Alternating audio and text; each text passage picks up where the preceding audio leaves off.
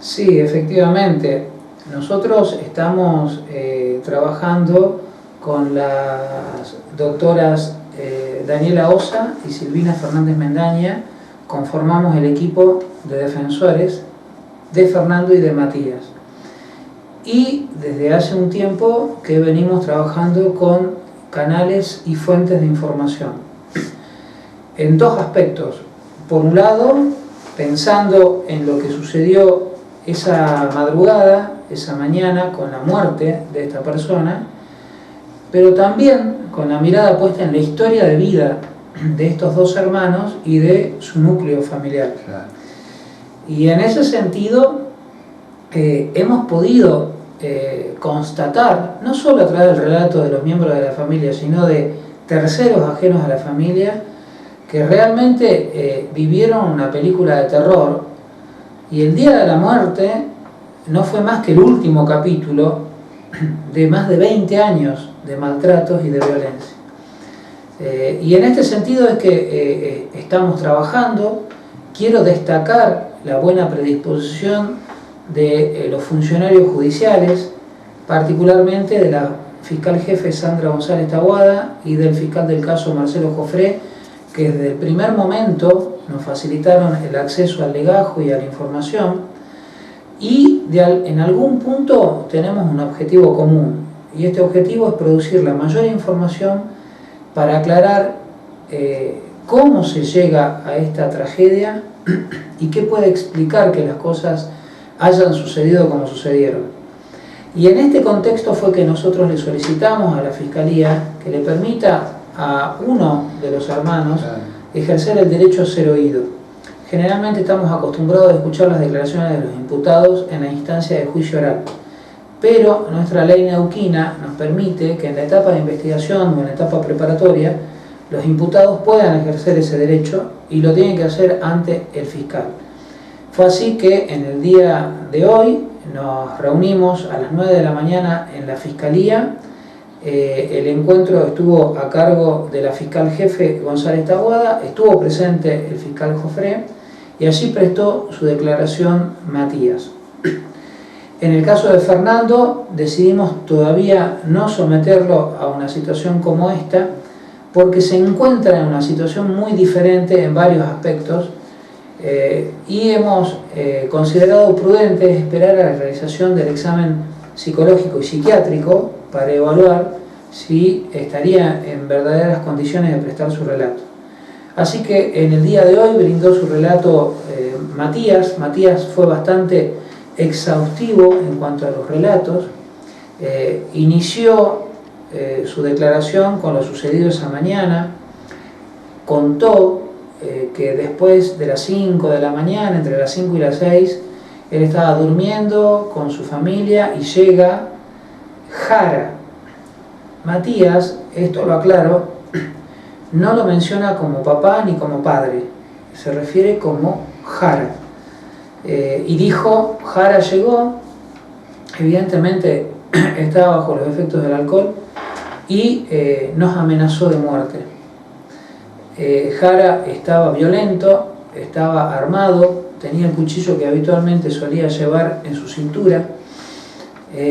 No llegó a terminar de subir por la escalera, bajó, luego volvió a subir por segunda vez, y en un momento dado mi hermano Fernando tomó un bastón de metal extensible y lo golpea entre el cuello y la mandíbula.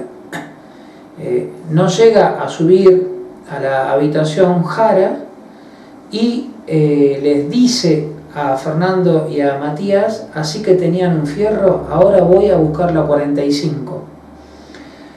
Se retira Jara, y en ese momento, de acuerdo al relato de hoy, tanto Matías como Fernando entendieron que él iba a ir a buscar un arma de fuego. Así siguió el relato sobre algunas circunstancias que se producen dentro de la vivienda. Luego comenta que Jara se había ido a la casa del vecino, los hermanos salen al exterior. En algún momento comenta la situación en la que se constituye personal policial en el lugar, Acá es muy llamativo porque del relato queda claro que Matías y Fernando les reclamaron al personal policial que lo retiren a Jara y se lo lleven, le aclararon a los policías que Jara los había amenazado de muerte y le dijeron que estaba armado y era peligroso. A esto se suma el pedido de la madre de los hermanos que también piden que se lo lleve. Y a esto se suma una circunstancia más. Jara estaba en el lugar, habló con los policías y los policías vieron que Jara estaba herido. Hasta el momento, hasta el día de hoy, no encontramos una explicación de por qué el personal policial no procedió a su traslado.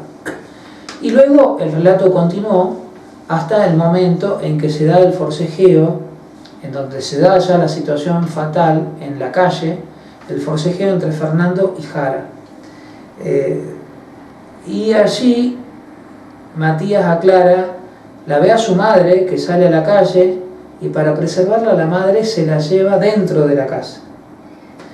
Cuando vuelve a salir, Matías observa y ya ve el cuerpo de Jara tendido en el piso y a su hermano Fernando con la cabeza de su padre en la mano. Y ahí aclara Matías, era otra persona, ese que estaba ahí no era mi hermano, nunca me imaginé que llegara a suceder esto. Y también recuerda Matías en su declaración que Fernando estuvo permanentemente reclamándole al padre por tantos años de maltrato y por tantos años de violencia hacia la madre y hacia los hermanos. E incluso este reclamo continuaba, y lo llamativo es que continuaba estando ya muerto.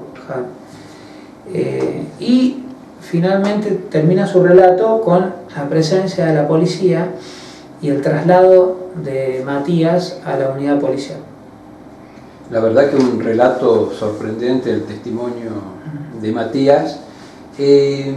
Doctor, yo quizás le hago algunas preguntas desde el desconocimiento, ¿no es cierto? En esta audiencia realizada hoy ante la doctora Sandra González Taboada y el doctor Jofré, ¿se limita exclusivamente a Fiscalía? Sí. ¿Se entiende? Sí. No participa ningún juez. No. Nuestro Código Procesal Penal prevé que si el imputado al momento de la etapa de investigación quiere declarar, lo puede hacer libremente y el funcionario ante quien lo tiene que hacer es ante un fiscal. ¿Por qué? Porque en esta etapa la investigación la dirige el fiscal. Si llegara a haber algún inconveniente, algún problema, y hay alguna diferencia entre la defensa y la fiscalía, entonces ahí sí se recurre a un juez para que lo dirima. Que hubiera sido el caso que nosotros pidamos que se nos permita esta instancia de declaración y que la fiscalía nos haya dicho que no. Claro. En ese caso hubiéramos recurrido a un juez. Pero no, muy por el contrario, en este caso hubo una muy buena predisposición por parte de la fiscalía. Doctor, bueno, con este testimonio y por lo que también comenta un medio regional que tiene la nota en primer término, hace mención que en la parte final del testimonio de Matías, digamos, se quebró emocionalmente, quizás al recordar a su familia, a su hermana principalmente, a su hermanita, ¿no? Sí, la declaración de Matías fue bastante extensa, no menos de 1 hora y media. Mire usted. Y estuvo atravesada por las emociones.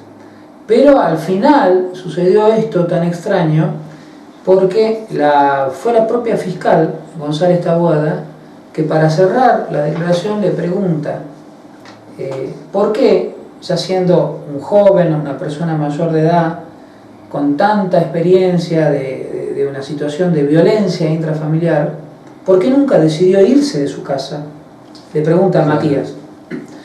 Y Matías le responde que él nunca se fue de su casa porque eso hubiera significado abandonar a su mamá y a su hermanita. Cuando dijo a mi mamá y a mi hermanita, en ese momento se quebró y no pudo seguir declarando.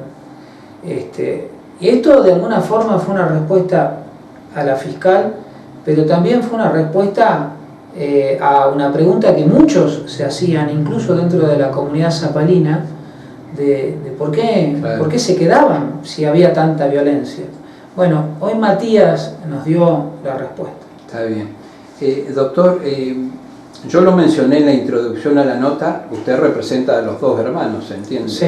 No, y la pregunta obedece a que con este testimonio de Matías, donde él afirma de que no participó de la muerte de su padre, ¿no es cierto? ¿Cómo queda la situación de Fernando, no? Bien, en relación a Matías, nosotros vamos a esperar la pericia que está prevista para el 26 de febrero. Sí. Luego de esa pericia, la defensa va a solicitar una audiencia ante un juez de garantía porque entendemos que Matías debe ser desvinculado de la causa, debe sobreseérselo a Matías y tiene que pasar a ser un testigo de lo que sucedió. No existen elementos a nuestra consideración que lo puedan comprometer a Matías. Matías estuvo en el lugar, fue un observador, pero en ningún momento, y eso quedó claro en la declaración de hoy, y también en la declaración de muchos vecinos que ya declararon en el legajo, no interactuó, no lo golpeó, no tuvo ningún tipo de contacto físico Matías con Jara. Claro. Por estos motivos es que consideramos que corresponde que él sea sobreseído. Distinta es la situación de Fernando. Fernando tenemos que esperar a que se haga la pericia y después evaluaremos. Hay un dato que es objetivo y en este punto coincidimos con el equipo fiscal. Nadie discute que Fernando es el autor material del homicidio, que Fernando mata a su padre, que Fernando decapitó a su padre. Estos son datos objetivos de la realidad que no lo vamos a discutir. El tema es en qué condiciones actuó Fernando. Y claramente nosotros como abogados advertimos de que debe haber transitado un episodio gravísimo en su cabeza, porque de hecho que Fernando existen segmentos de lo sucedido que no los tiene presente. Ejemplo, el momento en que le corta la cabeza a su padre, él no lo recuerda. La primera vez que nos transmite su relato nos dice: yo sé que sucedió esto porque en la audiencia de formulación de cargo la escucho a la fiscal. Cuando la escucho a la fiscal, ahí me cierran estos espacios huecos que yo tengo. Entonces, evidentemente algo muy grave ha sucedido en esa cabeza y en esa voluntad, como para que no tenga registros de momentos que fueron tan importantes.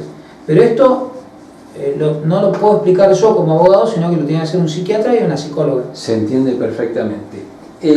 Usted bien lo dijo, miércoles 26 son las pericias psicológicas, psiquiátricas. ¿Se realizan en Zapala o en Neuquén Capital, doctor?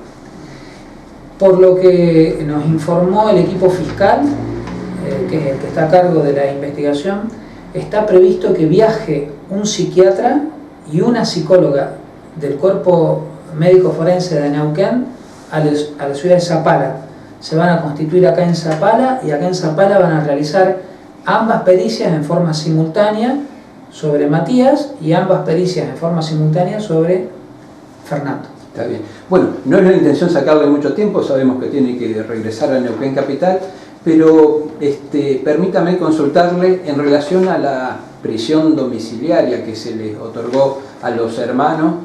¿Cómo se ha desarrollado hasta el momento? ¿Todo con normalidad? ¿Qué puede cambiar con este testimonio de uno de los hermanos? Sí, hasta ahora la medida cautelar de detención domiciliaria se está desarrollando normalmente. Desde la justicia ordenaron que permanezcan en este domicilio y tienen obviamente prohibición de salir. Igualmente, hemos acordado con Matías y con Fernando que íbamos a poner una serie de otras limitaciones para mayor resguardo. De hecho, que no puede entrar cualquiera a la casa, no cualquiera puede tener contacto con ellos no pueden tener comunicaciones con cualquiera, con terceros, para evitar cualquier tipo de malos entendidos.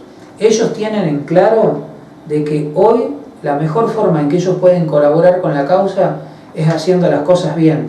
Y quiero aprovechar esta circunstancia para destacar la buena predisposición de la familia que les está concediendo el alojamiento. Tengamos presente que no es fácil tener que alterar el orden habitual de la vida familiar con la presencia de dos jóvenes que vienen de otra familia, que alteran el ritmo y que no deja de ser un compromiso porque tienen una serie de pautas que cumplir ante la justicia. Y en este sentido quiero destacar a la familia que los está alojando, porque por un lado lo hacen de muy buena voluntad y por otro lado tanto Matías como Fernando se sienten muy bien contenidos. Bueno, agradecerle infinitamente. Permítame consultarle, y apelo a su extensa y destacada trayectoria como abogado, el desempeño de la policía, que está en duda y hay algunos temas para rever. ¿Es una cuestión interna, una investigación interna de la policía o también se divide en estas actuaciones, sí, en el transcurso de lo que viene, ¿no? Particularmente nosotros estamos constituidos como defensores en la causa del homicidio calificado. Sí. Respecto de la actuación de los policías, interpreto yo, debería iniciarse una investigación administrativa, que esto lo lleva adelante asuntos internos de la policía en el orden disciplinario, y una investigación judicial a los fines de esclarecer la actuación del personal policial. Esto es de práctica, se inician las dos investigaciones, tanto la disciplinaria como la judicial. En este caso en particular, yo no estoy en condiciones de calificar la actuación de la policía, pero sí de la declaración de hoy y de otras declaraciones que ya obran en el legajo del homicidio calificado, llama la atención que dos funcionarios policiales, teniendo conocimiento de que hay una persona, que esa persona está armada, que esa persona amenazó de muerte a otros, que esa persona está lesionada, la verdad que uno no encuentra explicaciones como para que no hayan tomado una participación activa y la hayan retirado a esa persona, sea que esa persona haya sido un riesgo para terceros, o sea que esa persona haya estado en una situación de vulnerabilidad por la lesión que presentaba. Es muy llamativo y aspiro que desde la policía se lleve adelante una investigación, porque esto creo que incluso para la comunidad de Zapala es necesario o que la policía o que la justicia aclare por qué la policía actuó como actuó. Se entiende perfectamente. Muchas gracias, doctor. Culmino con una pregunta, si se quiere, de índole profesional, en el caso suyo. ¿Qué significa para usted, en su extensa trayectoria y el equipo de trabajo, tomar este caso, esta defensa de los hermanos Jara, en un hecho que trasciende, por supuesto, ampliamente las fronteras de Zapala, ¿no? En un caso espeluznante, podemos graficarlo, que ha impactado, ¿no? Sí, a mí, más que llamativo, desde lo profesional, desde lo jurídico, que no deja de ser una causa compleja, sí me impacta desde el punto de vista humano, desde el punto de vista familiar y desde el punto de vista social.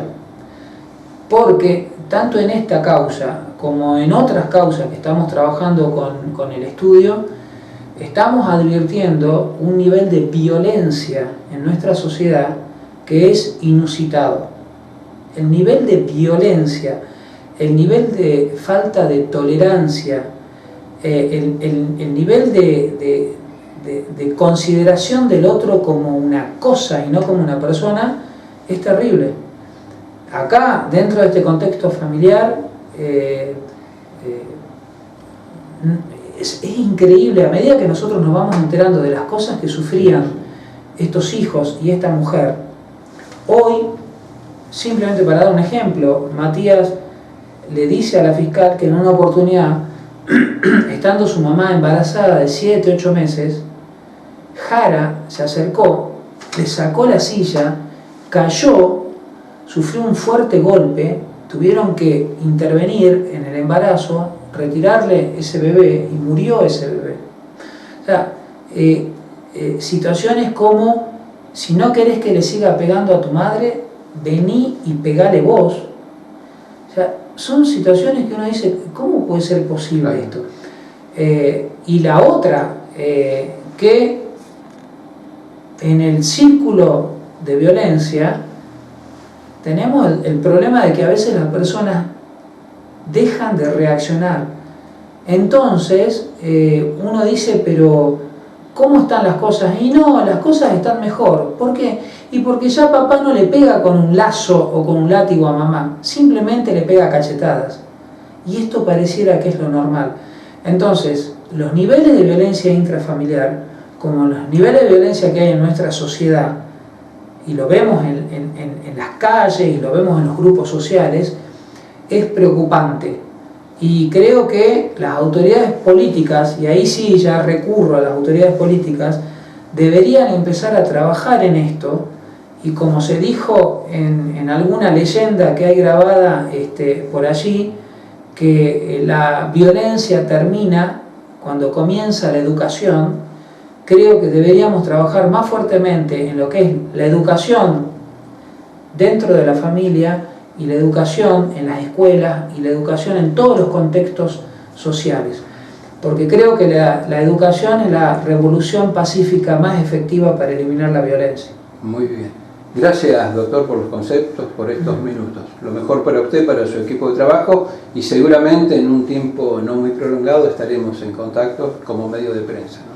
Desde ya, muy agradecido yo, y estoy a disposición para en cualquier momento.